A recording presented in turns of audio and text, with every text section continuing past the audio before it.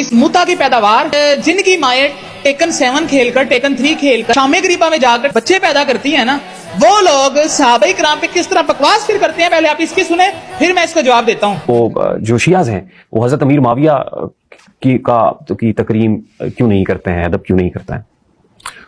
ظاہر ہے جو قابل تکریم ہوتا ہے اس کا ادب کیا جاتا ہے نا دین میں بھی، جو نہیں ہے قابل تکریم تو قرآن نے بھی جو لوگ نہیں ہیں تکریم کے قابل کتے کی بکواس سنی آپ نے، یہ کس طرح حضرت امیر معاویہ رضی اللہ عنہ کی شان میں بھونک رہا ہے۔ اور بے غیرت انسان دلے، تم لوگ متا کی پیداوار ہو، اپنی ماؤں بہنوں کو کسی کے پاس بھیجتے ہو، وہاں سے تمہاری مائیں بہنیں بچے پیدا کر کے آتی ہیں، اور پھر تم صحابہ کرام پہ بھونکو۔ ہم لوگ تمہاری زبانیں کاٹ کے کتوں کے آگے نہ پھینک دیں گے۔ اور کیا تم یہ سمجھتے ہو کہ صحابہ کا کوئی وفادار نہیں ہے ملک پاکستان میں؟ میں پوچھتا ہوں ریاستی اداروں سے، میں پوچھتا ہوں حکومت سے کہ بتائیں ایسا کیوں ہوتا ہے کہ جب بھی محرم آتا ہے کوئی نہ کوئی کتا اٹھتا ہے تو وہ صحابہ کرام رضوان کی شان میں بکواس کرتا ہے؟ کیا صحابہ کرام ہی لاوارث رہ گئے ہیں؟ کیا صحابہ کرام کے ماننے والے صرف لاوارث رہ گئے ہیں؟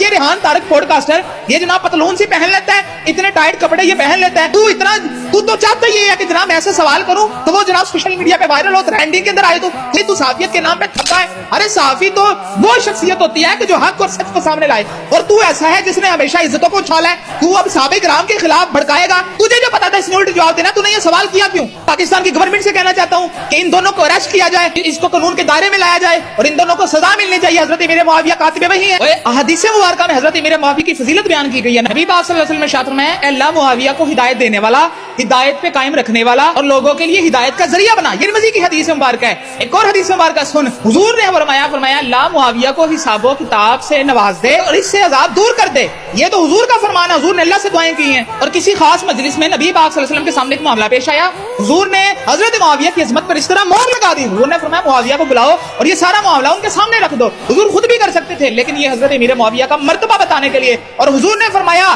یہ حضور کی حدیث کے الفاظ ہیں کہ معاویہ صادق اور امین ہے۔ ہم حکومت سے مطالبہ کرتے ہیں کہ سلاخوں میں ڈالا جائے، تمہیں جیل میں ڈالا جائے تاکہ تمہیں پتہ چلے کہ حضرت امیر معاویہ کی شان میں گستاخی کیا ہوتی ہے، قانون کے دائرے میں اس کو لایا جائے۔